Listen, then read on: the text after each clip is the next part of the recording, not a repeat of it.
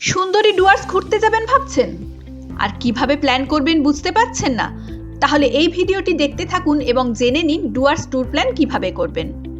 প্রথমে ডুয়ার্সের ভৌগোলিক অবস্থান জেনে নেওয়া যাক। ডুয়ার্সের জঙ্গল মূলত দুই ভাগে বিভক্ত। এক হলো গরুমারার দিক আর এক হলো জলদাপাড়ার দিক। গরুমারা অভয়ারণ্য ডুয়ার্সের পশ্চিম দিকে অবস্থিত। গরুমারা জঙ্গলের আনন্দ নিতে আপনি থাকতে পারেন লাটাগুড়ি, মূর্তি কিংবা বাতাবাড়ি এই সমস্ত অঞ্চলে। গরুমারা জঙ্গলের যে কোনো জায়গা থেকেই আপনি সাইট সিইং করতে পারেন। ঝালং, বিন্দু, সামসিং, সান্তালেখোলা, রকি আইল্যান্ড ইত্যাদি জায়গা।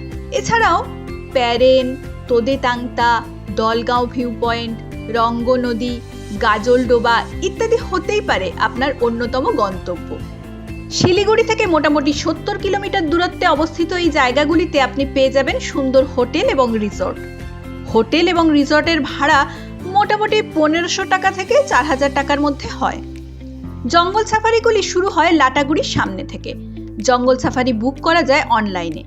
অনলাইন সাফারি বুকিংয়ের লিঙ্ক ভিডিওর ডেসক্রিপশনে দিয়ে দেওয়া হলো। এতক্ষণ বললাম গরুমারার কথা। এবার দেখে নেওয়া যাক ডুয়ার্সের পূর্ব দিক অর্থাৎ জলদাপাড়ার দিকে আমরা কি কি দেখে নিতে পারি। জলদাপাড়ার দিকে প্রথমেই বলে রাখি, জলদাপাড়া অভয়ারণ্য একটি বৃহত্তর অঞ্চল জুড়ে রয়েছে।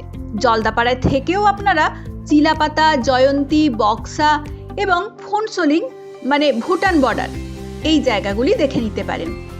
চিলাপাতা এবং জলদাপাড়া এই দুই জায়গাতেই আছে হাতি সাফারির সুবিধা। এই হাতি সাফারিও কিন্তু অনলাইনে বুক করা যায়। এবার বুঝে নেওয়া যাক যে কিভাবে আপনি ডুয়ার্সে পৌঁছবেন। ডুয়ার্সে পৌঁছানোর জন্য ট্রেনে করে আপনাকে প্রথমে নামতে হবে মালবাজার। গরুমারার দিকে যেতে গেলে মালবাজার একেবারেই সামনে। মালবাজার থেকে গরুমারা আসা যায় যে কোনো গাড়ি নিয়ে। আবার যদি জলদাপাড়ার দিকে নামতে হয় তাহলে জলদাপাড়ার নিয়ারেস্ট রেলওয়ে স্টেশন হচ্ছে হাসিমারা অথবা নিউ আলিপুরদুয়ার। আশা করি ভিডিওটি আপনাদের ভালো লেগেছে। এই ডুয়ার্স ট্রিপ নিয়ে বিস্তারিতভাবে আমরা আমাদের fusionstays.com এর ব্লগে লিখে রেখেছি এবং আপনারা যখন এই ব্লগগুলি পড়বেন তখন আরও বিস্তারিতভাবে জানতে পারবেন। সেই ব্লগের লিঙ্কও আমাদের এই ডেসক্রিপশন বক্সে দিয়ে দেওয়া হলো। এই ব্লগটি ভালো লেগে থাকলে আপনারা লাইক, কমেন্ট এবং সাবস্ক্রাইব করবেন এবং পাশে থাকবেন। ধন্যবাদ।